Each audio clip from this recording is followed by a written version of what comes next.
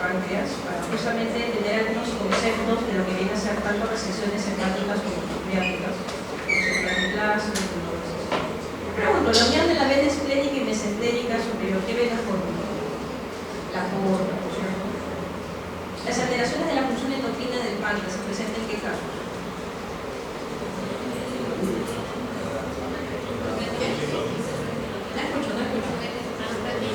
Pancreatitis crónica y con resección de páncreas, ¿cierto? Kitchen 2, 10%, se caracteriza la arteria hepática izquierda de dónde nace. ¿Dónde? No. Ahí está cambiando. Gastro izquierdo. La línea que divide funcionalmente el hígado en los lóbulos derecho y izquierdo, ¿cómo se llama? No, línea de cara. Bien, sobre esto vamos a pasar un poco.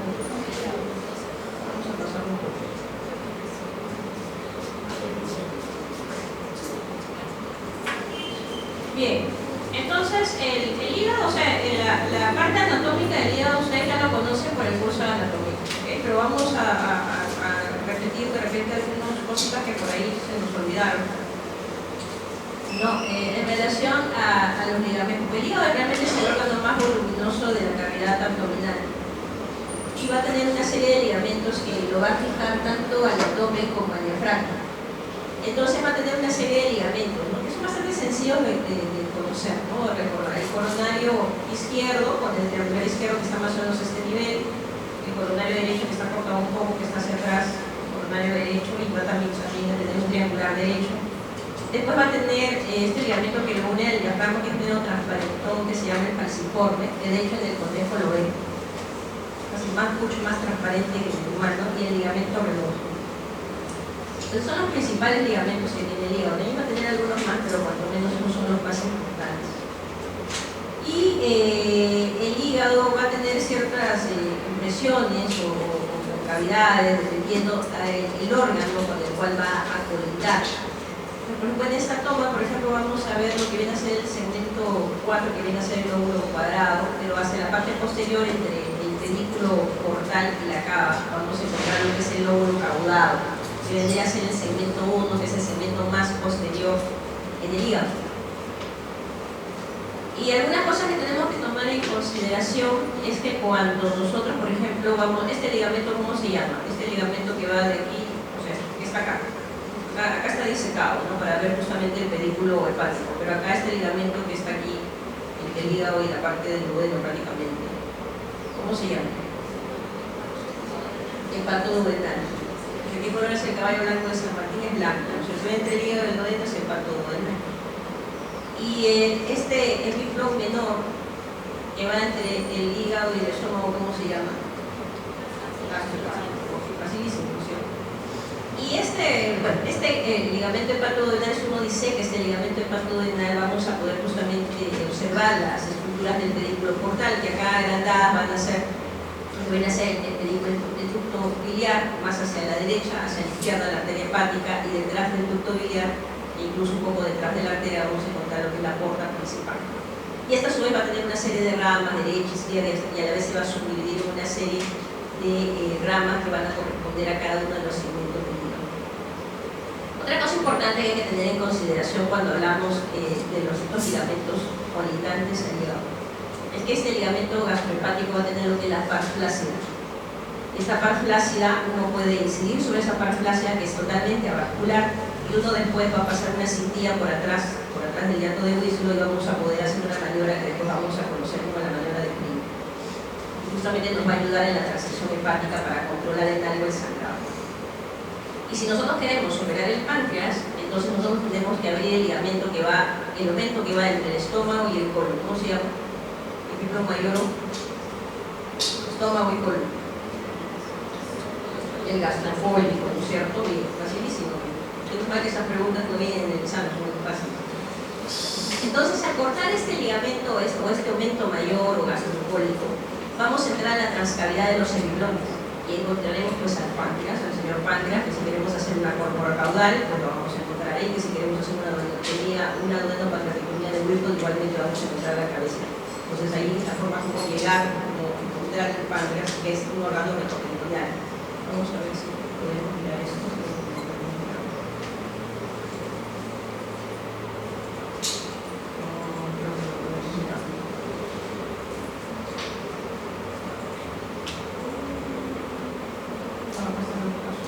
Vamos a ver si después nos da un poquito de tiempo después para mirarlo. En el PDF que les he enviado, que está colgado, está el link del vídeo, por si acaso. Bueno, vamos a seguir mirando. Ok, entonces este hígado funcionalmente se va a dividir en dos, un hígado derecho y un hígado izquierdo principalmente, aparte del lóbulo caudado.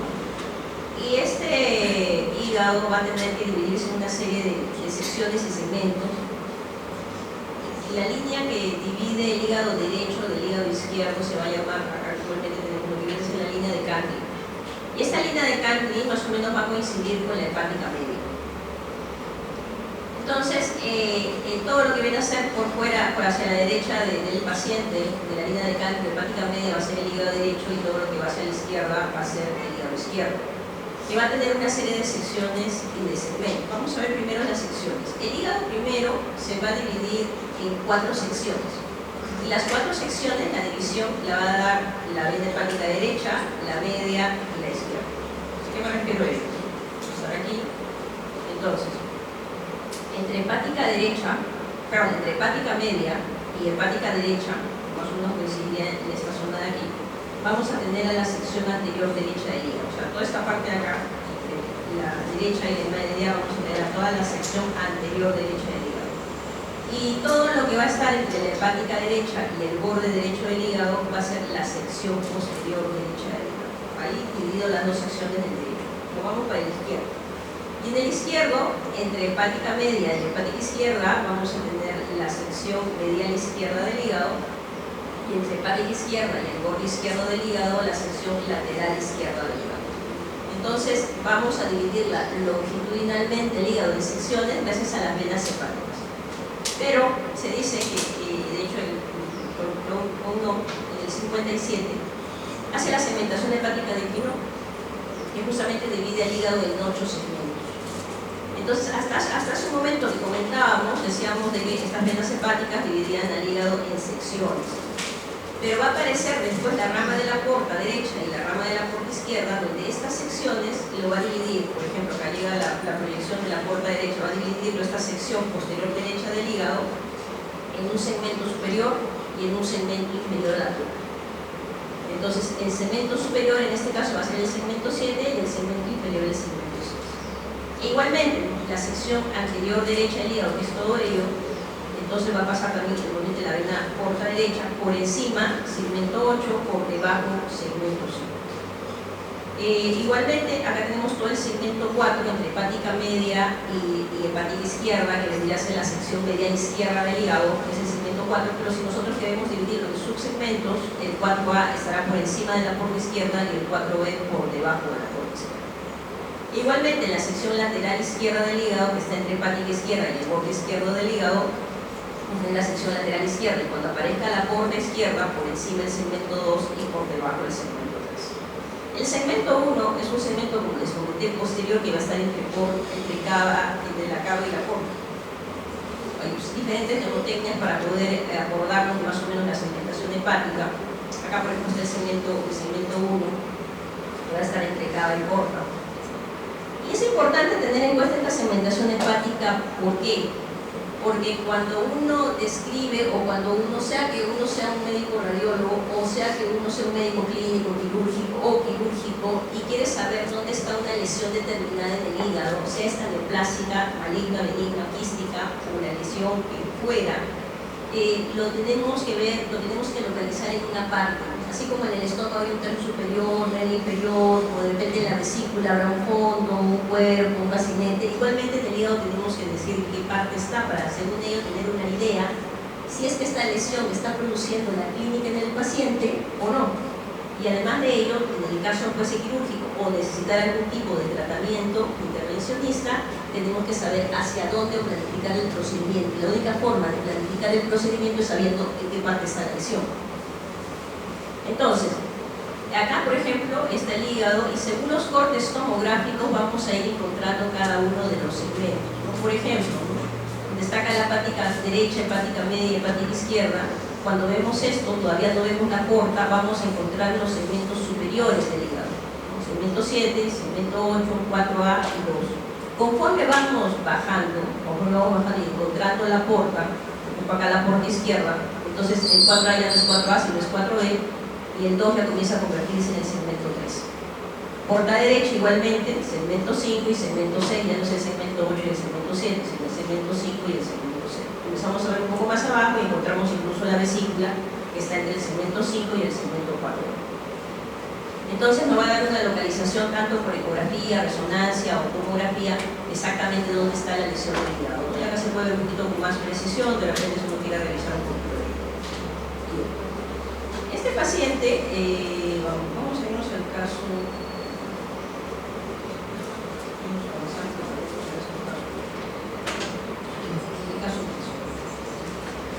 En este caso 3 es un paciente varón de 33 años, antecedente del 2005 de neurocisticercosis operado, tiene por una válvula de derivación ventriculo-peritoneal y tratamiento médico, es alérgico a la orfenadrina. Refiere que tiene un dolor en el hipocondrio derecho desde hace un año, que ha aumentado en los últimos meses. Encuentra una ecografía abdominal con un quiste hepático grande, según pone, y el ELISA y el Western no sale positivo para hidratidosis. Entonces, ¿la sospecha cuál sería? Escucho. Quiste hidatídico hepático, ¿no? Siempre hay que terminar de completar. Quiste hidatídico hepático. Porque si yo pongo quiste hidatídico es pulmonar, es renal. ¿De dónde? No sabemos. Bien, entonces vamos a mirar, eso nos quiere mirar los videos. Vamos a mirar. Vamos a ver si se deja ver. Van a ver la imagen y ustedes me van a decir qué segmentos comprometen.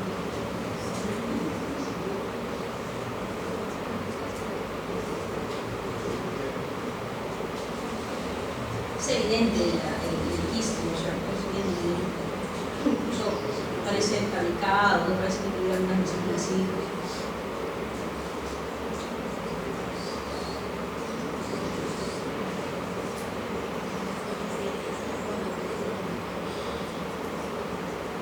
¿Qué segmentos es? ¿Qué segmentos son? 5 y 6. ¿Seguro? A ver, miren de nuevo.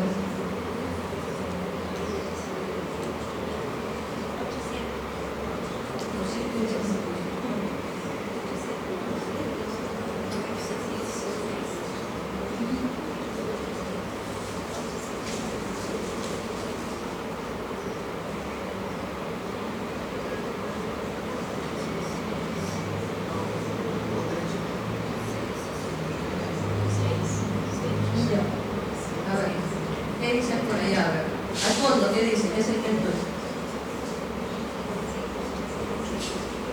Me emociona hasta entusiasmo.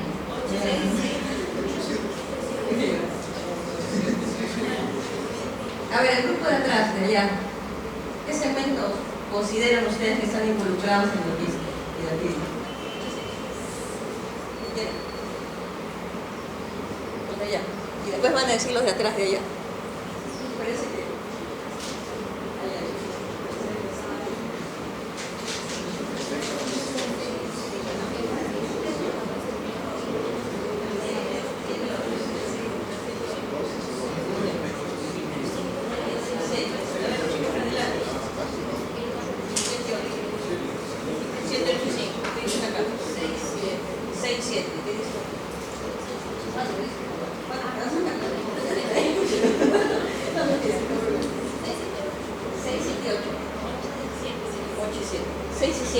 dijeron por acá. 6 y 7. Vamos a mirar.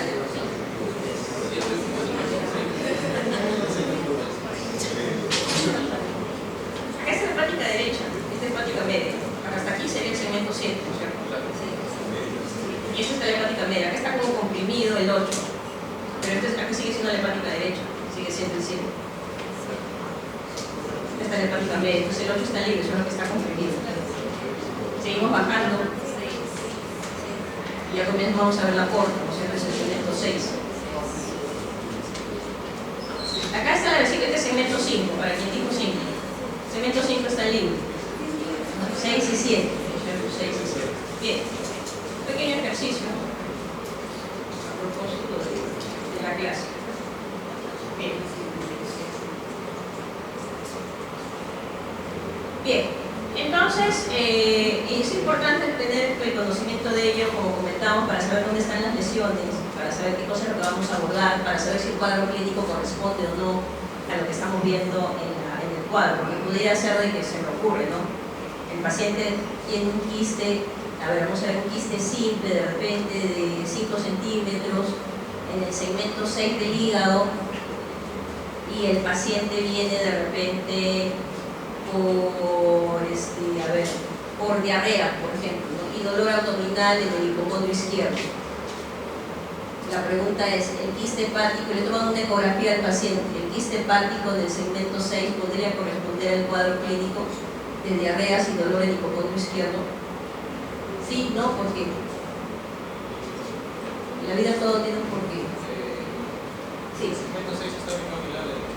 Está bien al lado derecho, ¿no? Entonces, si de repente yo tuviera un dolor en el lado derecho, del hipocondrio derecho, pudiera ser que de repente pudiéramos asociarlo, ¿no? Pero si está en el otro lado, no tiene sentido. Diferente sería si el quiste de repente fuera en el segmento 13. Entonces va a depender mucho de que si usted va a tratar o no a un paciente, si uno vincula el cuadro clínico con la ecografía, ¿no? Porque a veces pasa eso, ¿no? Y le pasa a varios médicos generales, ¿no? Viene eso y le echan la culpa al quiste, ¿no? De consulta a cirugía, ¿no? Y perdemos un tiempo. Si es que el paciente no lo refiere, ¿no? De repente lo refieren, no sé, pues desde Ayacucho a Lima o desde el pueblo más lejano a Ayacucho, al mismo centro de Ayacucho, por algo que no tiene mayor sentido. Bien, y además esto de los segmentos hepáticos y las secciones, el lóbulo derecho y el izquierdo, también nos va a ayudar para saber qué tipo de resección hepática se va a realizar. Y las resecciones hepáticas, hace un tiempo atrás, pues tenían a veces diferentes nomenclaturas.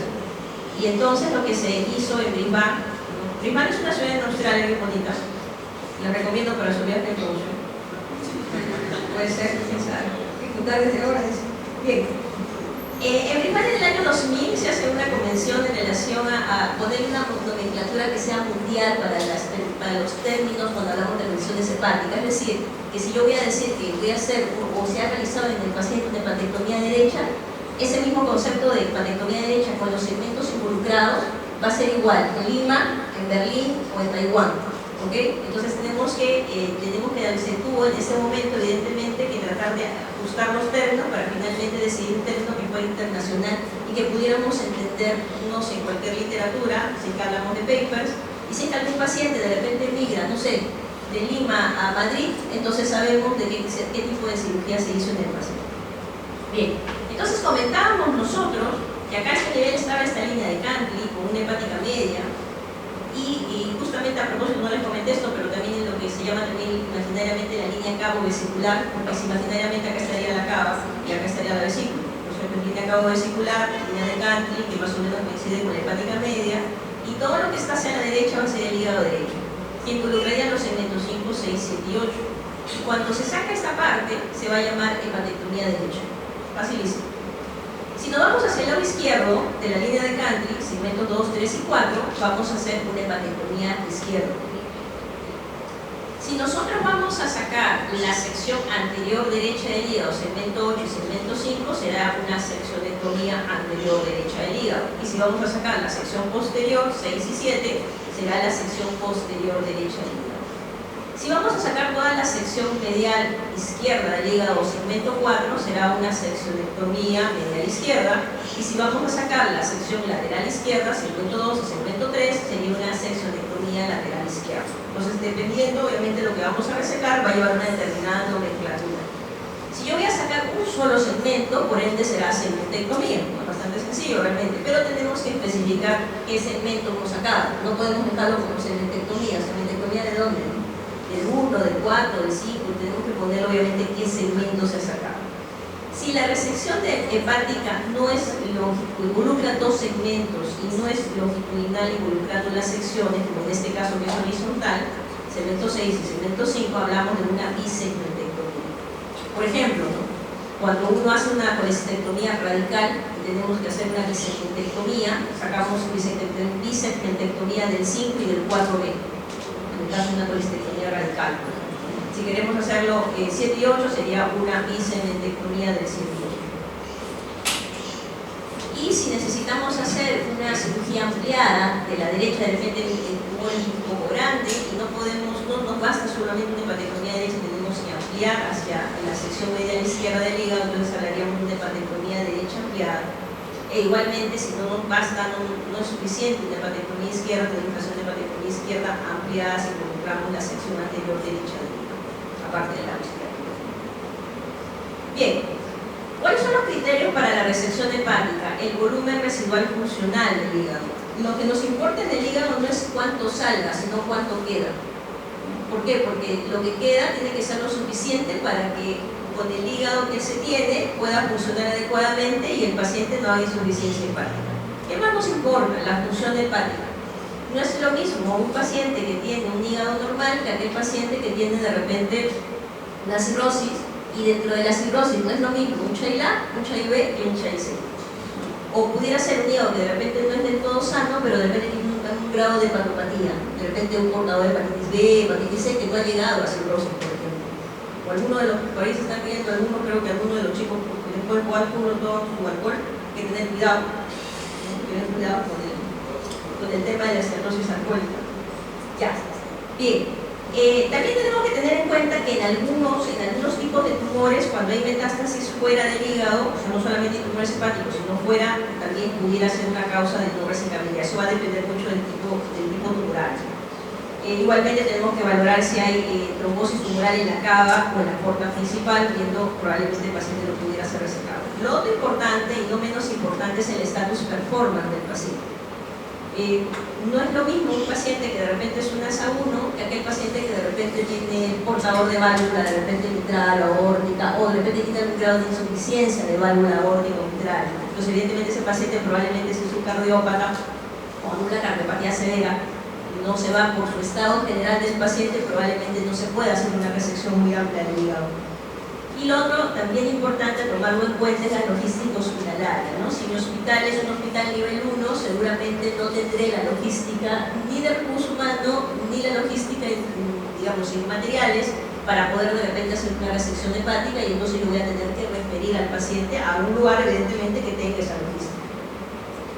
Bien. Entonces, este tema de la resección hepática, para ver el tema de qué tanto volumen residual me queda, es importante hacer una volumetría, importante en cirugía hepática hacer ecografía intraoperatoria, la maniobra de Pringle que comentábamos, que es abrir el gastrohepático a nivel de la pras flácida, colocar una cintilla que pueda comprimir el pedículo portal y de esta forma evitar un poco el sangrado.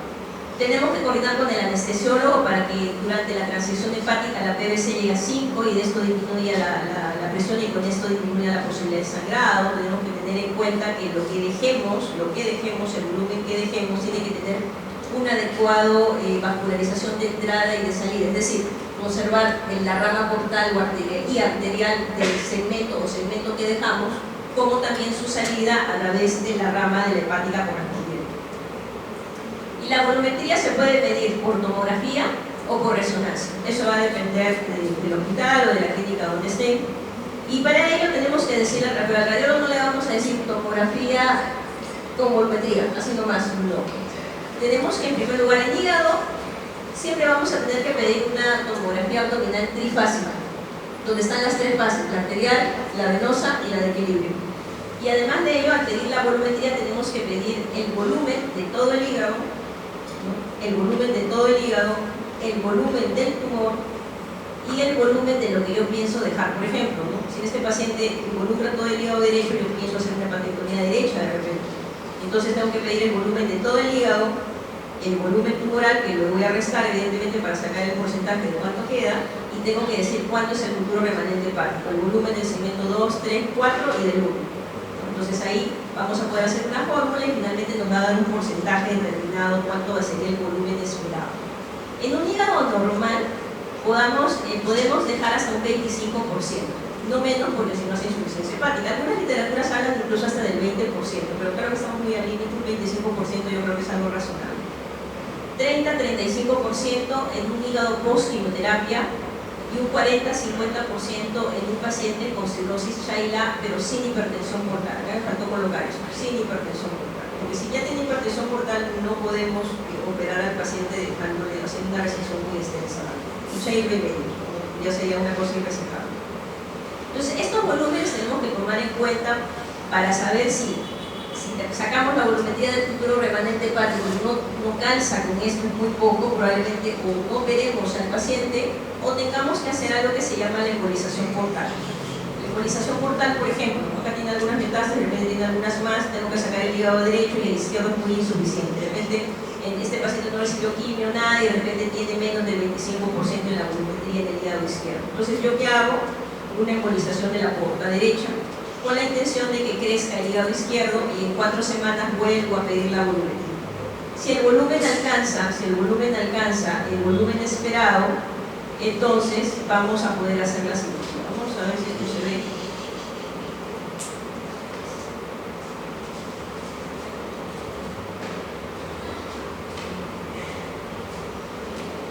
Para que se pueda entender un poquito la volumetría.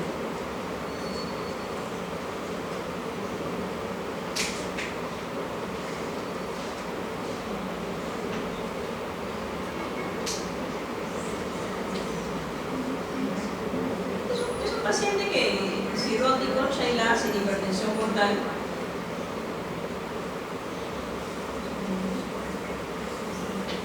Y bueno, tiene un hepatocarcinoma que compromete la hepática derecha. Entonces la intención es sacar el hígado derecho.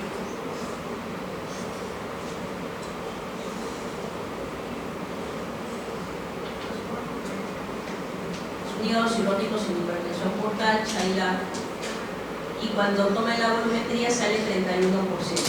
Entonces, si nosotros queremos hacer una hepatectomía derecha, ¿la podríamos hacer?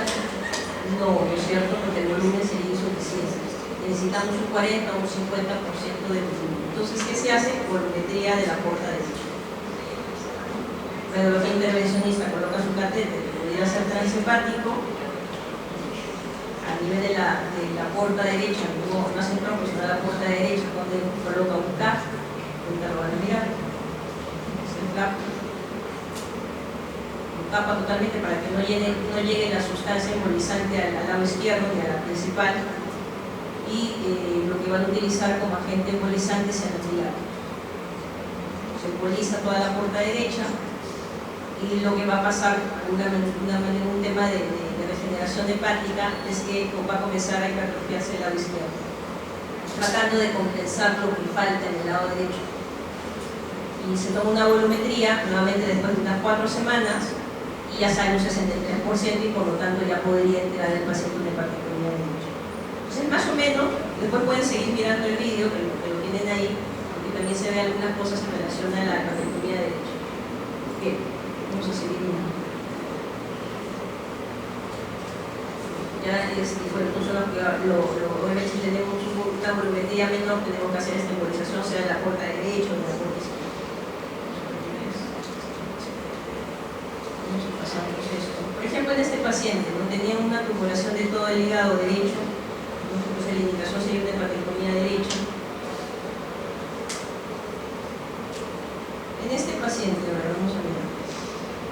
En este paciente, mujer de 70 años, hipertensa, diabética, CB, en 2018, colesterolemia, cirugías básicamente oculares, toma su medicación habitual con vidorelo, sartano, escorpina, torvastatina de las enfermedades de fondo, que hace 3 meses comienza con vómito, tipo intermitente, baja ponderal de 5 kilos, hiporexia, le realizan la ecografía y incluso le encuentran esta tumoración hepática. Pues aparentemente con funciones vitales estables, aparentemente un estatus performance más o menos adecuado.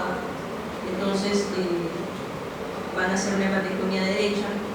Entonces aquí primero se hace el estadiástico, ver si no hay metástasis, y el volumen sale 21%.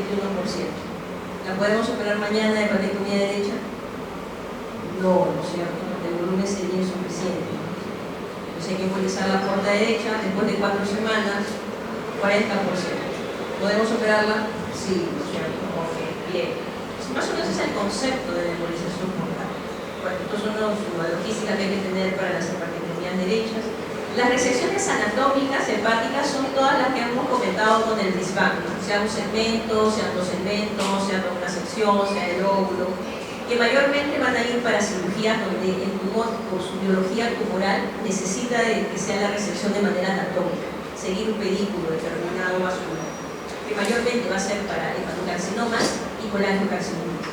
Pero tenemos las resecciones no anatómicas, aquellas que no necesitamos llevarnos todo un segmento, toda una sección, podemos hacer una resección limitada, lo que llamamos metastasectomías, o resección no anatómica o resección atípica de los nódulos hepáticos, porque solamente damos un margen de 1 o 2 centímetros alrededor del nódulo y lo sacamos solamente la zona, obviamente que tenemos que resecar porque hay un nódulo, una metástasis, ¿no? Pero no seguimos toda esa nomenclatura del BIMAN, por eso se llaman resecciones no anatómicas.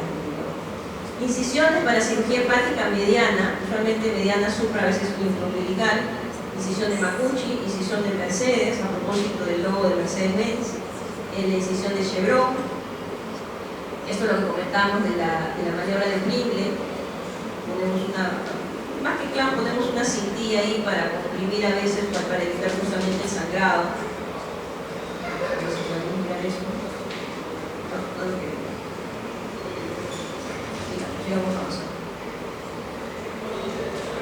Todos los materiales para lo que viene a ser cirugía hepática, el abordaje de las resecciones hepáticas pueden ser abordajes ciliares. Cuando uno reciba hacer hepatectomía derecha, uno va al pedículo derecho del hígado, corta, derecha, arteria hepática derecha, ducto biliar derecho.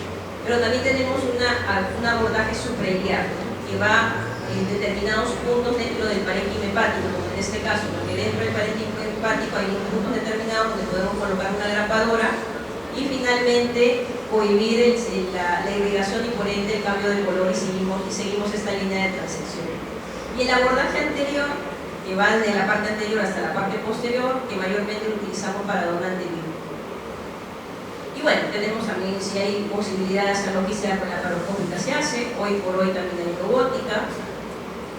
Hay unas maniobras especiales que tenemos que tomar en cuenta en el hígado, como esta maniobra que separa la hepática derecha de la media, pasa una cintilla y nos va a ayudar, como aquí se ve, para evitar, cuando hacemos la transección anterior, para evitar que no vayamos a cortar la cava, no nos damos cuenta justamente que está la cintilla.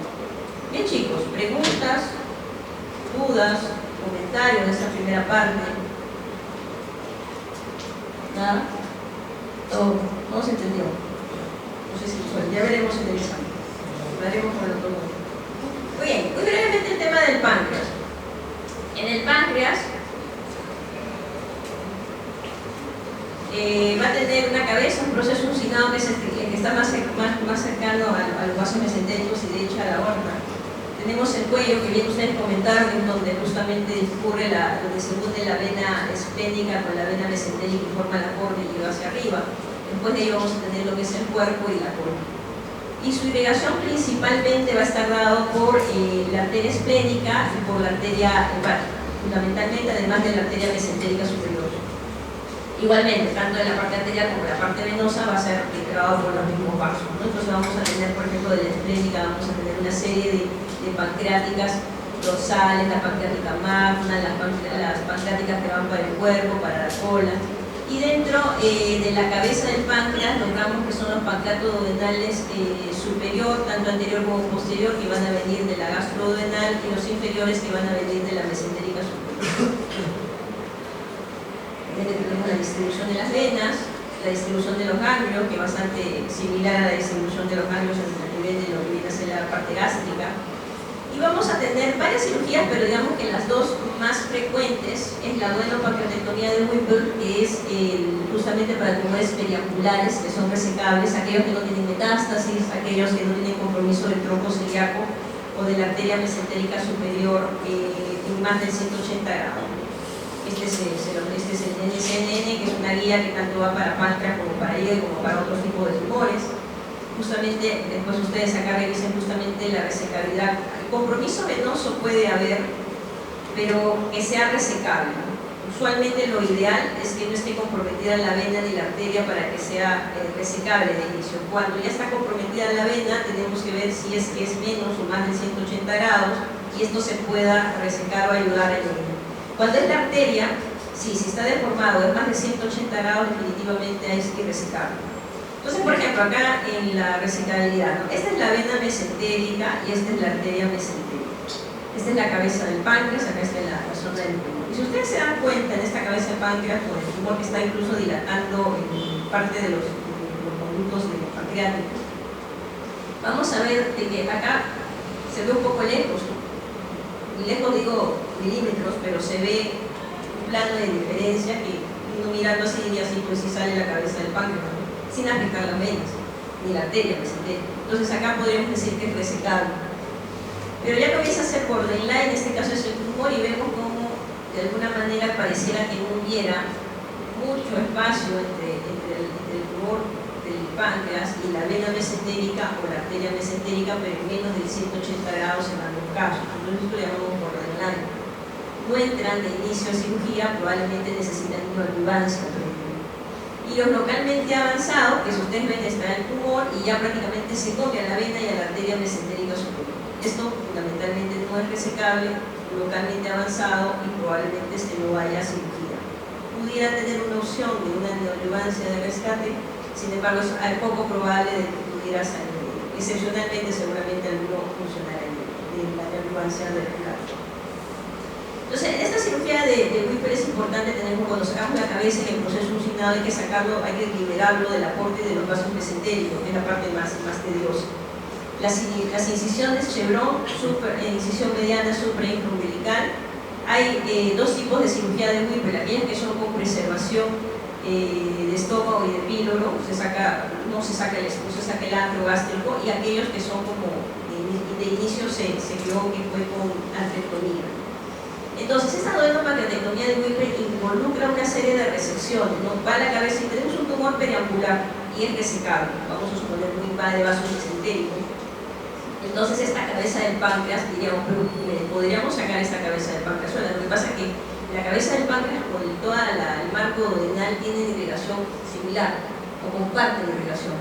Entonces, es poco probable que podamos liberar la cabeza del páncreas liberando del duodeno sin problema. En algunos casos se puede hacer, pero cuando no es tumor, un adenocarcinoma.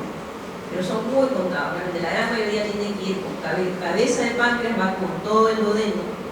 Los primeros 10 centímetros del trace, por un tema técnico más que todo, sale el antro gástrico cuando no lo quieres hacer con preservación de píloro, resecas la vesícula y la vía biliar. Entonces son varios órganos los que salen. Y en el momento de la reconstrucción vamos a tener que hacer una anastomosis pancreatoyeyunal, como se ve acá, una anastomosis hepatoyeyunal y finalmente una anastomosis gastroenterica. ¿Okay? Es una cirugía bastante larga. Y tenemos que tener algunas maniobras determinadas, como la maniobra de Cattell. Uno corta el parieto cólico, la fase de Toll, el parieto cólico derecho, y comienza a ir liberando todo el colon ascendente y transverso justamente para poder mirar el duodeno y la cabeza del páncreas, además de la cabeza. La maniobra de Concha, este es el duodeno de la cabeza del páncreas, y uno en la serosa, al costado del duodeno, uno comienza a cortar esto, la serosa, con la intención de levantar el duodeno con la cabeza del páncreas, y podemos ver el riñón derecho, la vena renal derecha, la cava e incluso parte de la aorta, justamente para poder resecarlo de los vasos mesentéricos también, y finalmente poder terminar la cirugía. Y tenemos otra cirugía que también de las frecuentes, mucho más frecuentes probablemente que la duodenopancreatectomías, que son las pancreatectomías distales o llamadas también corporocaudales. Y están ideadas para neoplasias sólidas, quísticas, del cuerpo y de la cola del páncreas. Igualmente, con las contraindicaciones van a ser las metástasis o el compromiso tumoral del tronco celíaco, de los vasos mesentéricos o ganglios mesentéricos positivos de repente del espacio aorto-caudal. Y esta pancreatectomía distal o corporocaudal puede ser sin preservación de vaso, donde uno se va a la raíz de la esplénica, tanto arteria como vena, y comienza a resecar todo el cuerpo y la cola del páncreas, incluyendo obviamente el vaso porque está saliendo circulación. Entonces estas son sin preservación de vaso, que usualmente van para tumores del cuerpo y de la cola, sobre todo más los de la cola, y las pancreatomías distales con preservación de vaso, ¿no? Donde ahí no vamos a ligar de arteria ni vena esplénica, sino vamos a ir cortando cada uno de los vasitos, tanto arteriales como venosos de arteria y vena esplénica, separándolos y no lesionándolos, justamente para sacar solamente el cuerpo y la cola. Y esto mayormente va a estar dado para pacientes que tienen algún tipo de tumoración o benigna o tumoración quística o tumoración maligna, pero que sean de las benevolentes, por ejemplo, de un tumor neuroendocrino que estuviera en el cuerpo, pudiéramos hacer este tipo de cirugía. Si está en la cola ya no, pero si está en el cuerpo pudiéramos hacer. Pero si por ejemplo es un tumor que no es malo, por así decirlo, como el adenocarcinoma del páncreas, en cuerpo no podríamos hacer eso y sí tendríamos que ir con esplenectomía. Igualmente ahí le dejo algunos vídeos sobre la cirugía del páncreas. Bien chicos, preguntas, dudas, comentarios. ¿Nada? ¿Podría repetir otra parte? ¿Cuál parte? Se saca, o sea, cuando el tumor está en el cuerpo y cola, usualmente vamos a ir sin preservación de vaso, o sea, con esplenectomía. Es lo que usualmente va a suceder. Sobre todo más si está en la cola, porque definitivamente va a estar en contacto prácticamente con el vaso y así su irrigación. ¿En quiénes podemos hacer con preservación de vaso? Podemos hacer con preservación de vaso de repente alguna tumoración que esté en el cuerpo del páncreas, no en la cola. Y si está en el cuerpo del páncreas, probablemente una tumoración benigna o una tumoración quística del páncreas, o un tumor que pudiera ser maligno, pero con una biología tumoral no tan mala, como pudiera ser un tumor neuroendocrino. Si es un adenocarcinoma de páncreas, no podríamos hacerlo, porque ese sí compromete más estructuras y su biología molecular, su biología tumoral, que es más, digamos, tiene mayor infiltración vascular, intramuscular y linfomuscular. ¿Alguna otra pregunta más, chicos? Bueno, vean los vídeos, ahí hay un vídeo del Rigle para que lo puedan entender lastimosamente no se ha visto aquí. Y ¿cómo se llama? Y pueden continuar viendo la resección hepática derecha y los vídeos que estamos dejando aquí de más.